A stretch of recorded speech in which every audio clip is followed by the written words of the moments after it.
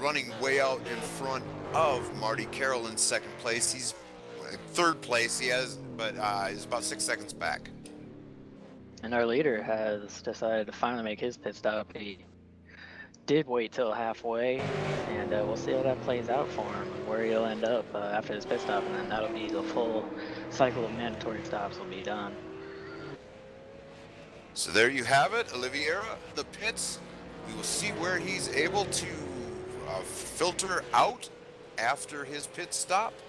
It looks like at least Farouk will be able to take the lead back from him. That's not necessarily a surprise. Farouk is an incredibly fast driver. The interesting thing is to see if he's going to be able to come out in front of Carroll, Carr, Baines, Sidman, or Gerard. Carroll and Carr have gotten, I believe, Baines too. Olivier is pulling out of the pits now, so he should settle into 5th place.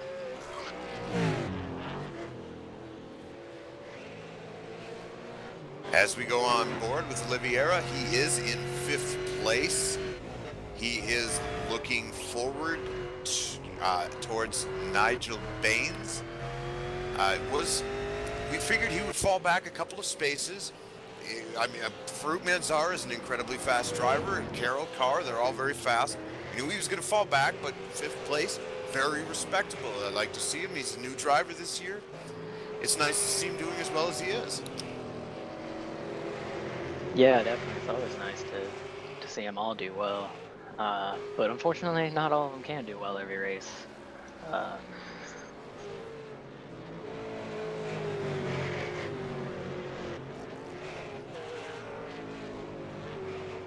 We have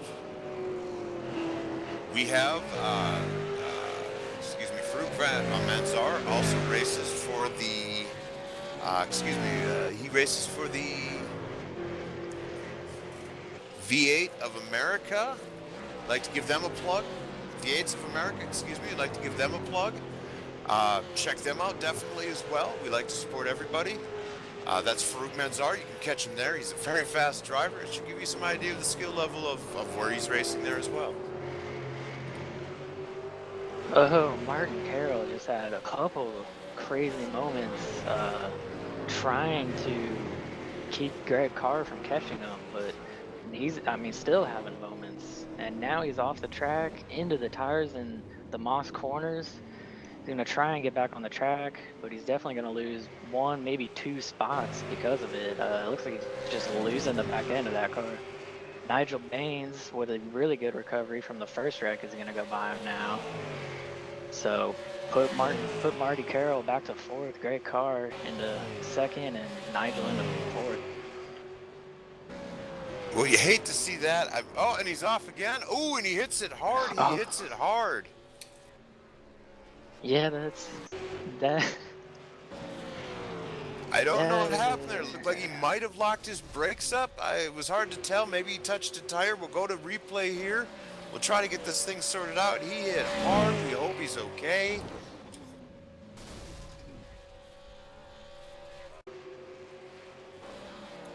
We hope that he is okay. We'll try to get the replay. That was a hard hit. He definitely, he could have had some sort of mechanical issue, or obviously with sim racing, I think he just didn't brake. That's tough. That again, this has been an incredibly unstable race. We've had all kinds of people going off the grass. The first race was very, very calm, very, very tame. All of a sudden, chaos breaks loose on the second one at the very beginning of the race, and it's been continuing to bite some of these drivers throughout their entire race.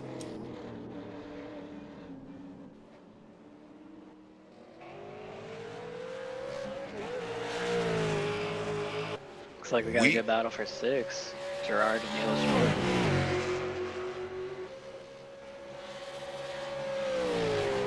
We have Nils Jordan out in front of Mario Gerard. Nils Jordan in the 12 car. Gerard following close behind in the 27 car. They are running in 6th and 7th position as they continue and put in the end of lap 14 as they move on to lap number 15. We have 12 of our drivers of the 16 who started are still on the lead lap.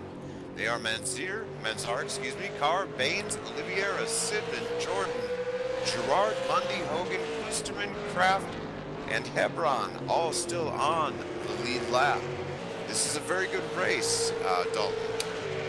Yes, definitely. And I think judging by looking through the field, we'll definitely get some good racing at the end. Nigel Baines is slowly trying to reel in Greg Carr. Uh, Glenn Sidman is not too far back from Oliveira, so if he could catch them, that'd be a good race for fourth. And then with Niels Jordan and Mario Girard, they're bumper to bumper. So we'll definitely have a lot of different battles coming in these last 5 laps here. That is definitely an exciting thing to see. It's I'm the GV8 is some of the most exciting racing that you're going to see. It's an incredible car. We have some very good drivers. They are fast. They're competent. They are courteous. It's just a joy to watch them run around the track. It's an exciting time. It's the beginning of the season. Anything can happen. Farouk Mansour is taking off of this race, but the second and third are within a second of each other. We have fourth and fifth are within 2 seconds of each other right now, and Nils Jordan is barely holding off Mario of the Road Shark Racing by just the slightest of margins. Yeah, they are running very close. And as we saw in the first race and pretty much all of this race, close racing can definitely not always end well.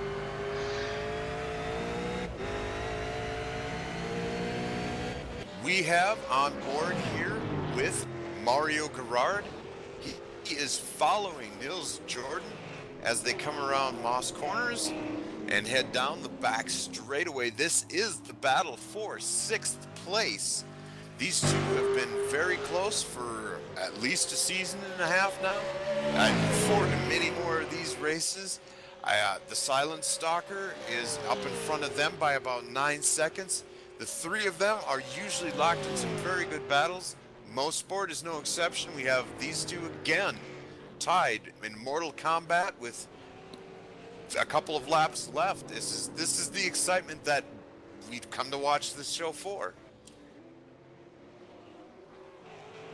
Yeah, definitely. And looks like Niels Jordan has been having some sort of connection issues that happens with sim racing, and he's been blinking in and out, which makes it hard for Mario Girard because he doesn't always know where Niels Jordan is, and if he comes back from a blink and they're inside each other, could end badly for both drivers. We are now looking at the number 777 of Oliveira out in front of the number 83 of Glenn Sidman. We are looking at the race for 4th and 5th position as they come down the back straightaway. That is Oliveira in the black and the green car. And behind him we have Never Quit Racing, Glenn Sidman. Yeah, these battles are definitely shaking up. Nigel Baines has taken over second from Greg Carr, so most likely we'll see him pull away with second. Definitely a good recovery from that first lap, first turn wreck. It looks like we have some trouble with Klusterman. I believe it is, and that's going to be a tough break for him. He's already a lap down, and he's having a tough race. He's had kind of a tough day. It's too bad because he was really looking forward to the season, and this is not an example of how Tony Klusterman drives. Sometimes you just get bit, and unfortunately, he's starting off the season on a bit of a down note, but long season left. If you got to get it out of the system, get it done, and get going. So we hope Tony the best of luck. We'd like to see him maybe rebound and have a little bit better next week.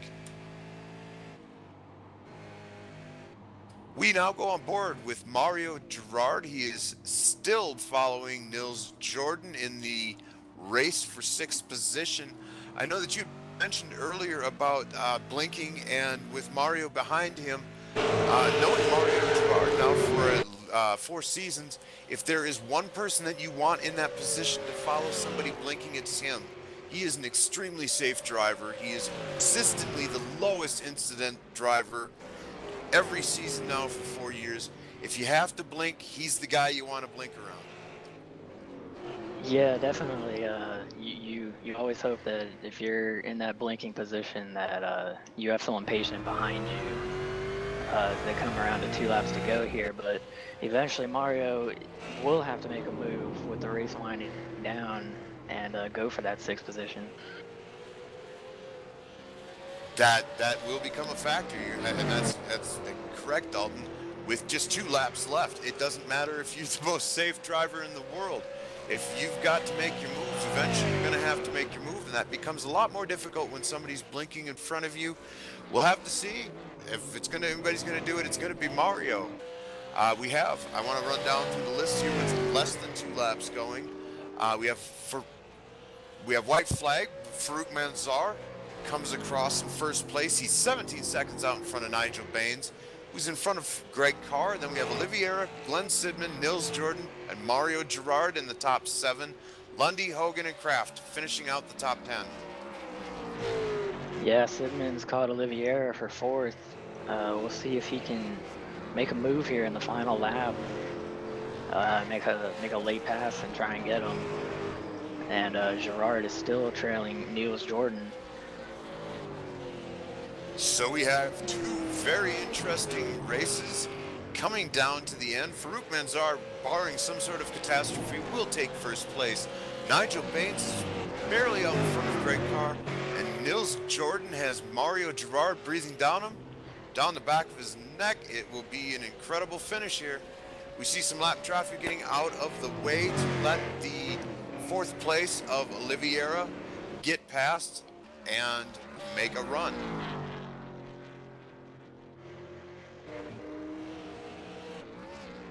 Farouk Manzar is around the last corner. He will take first place in the second race. Congratulations, Farouk. A fantastic run.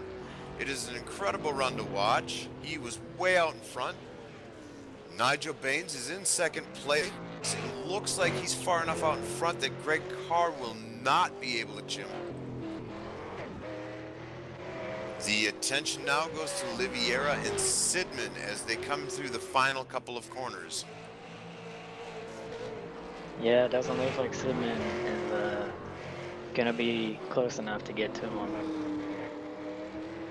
Oliveira will take 4th place. Sidman will take 5th place. We have Nils Jordan. He is out in front of Girard by about a second. Something must have happened to Girard, maybe hit an overbrake a little bit, but he will finish in 7th place behind Nils Jordan by about a second. That looks like about 3 seconds.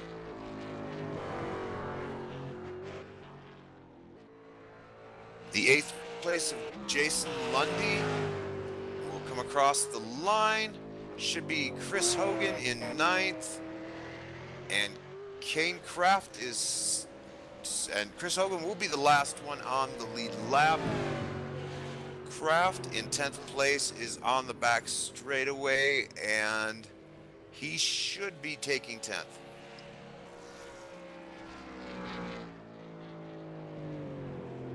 So we have Farouk Manzar taking the second race of the GV8 season. He's followed by Nigel Baines, Greg Carr, João Oliveira, Glenn Sidman, rounding out the top 5. Nils Jordan, Mario Girard, Jason Lundy, Chris Hogan, and Tom Kane Kraft round out the top 10. That was one heck of a race, Dalton. Yeah, definitely very exciting right from the start. I mean, turn 1, Nigel Baines, the winner of the last race, goes around, and he definitely recovered nicely to finish second.